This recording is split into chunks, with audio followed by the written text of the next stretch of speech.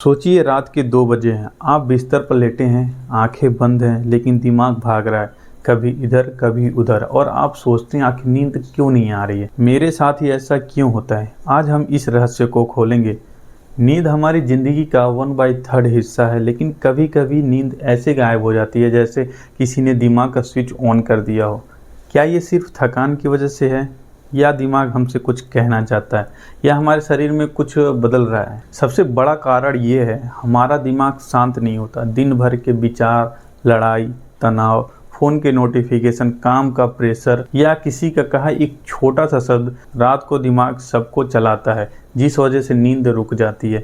दिमाग समझता ही नहीं कि ये सोने का टाइम है, सोचने का नहीं।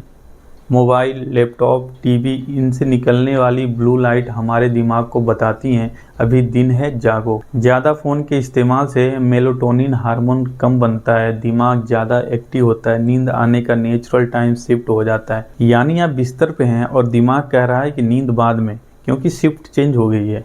जब मन में चिंता हो, पैसे की, घर की, काम की, रिश्तों की, तो दिमाग अपना अलार्म खुद ऑन कर लेता है कि अभी सोना नहीं है, सबसे पहले समस्या हल करना है।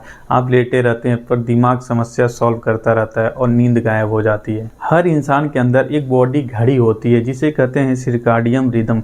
लेकिन देर रात तक जगना, दिन में देर तक सोना, वीडियो देखते देखते रात बनाना, खाना देर से खाना, रात में भारी भोजन करना, ये सब बॉडी घड़ी को गड़बड़ कर देता है। घड़ी गड़बड़ मतलब नींद गड़बड़। दोस्तों, आप लोगों में से बहुत लोग होंगे जो शाम की कॉफ़ी पीते हैं। कैफ़ीन दिमाग को कहता है जागते रहो। कैफ़ीन का असर 6 घंटे रहता है, यानी कि 6 बजे अगर चाय आप पीते हैं तो 12 बजे तक नींद आना तो मुश्किल ही है।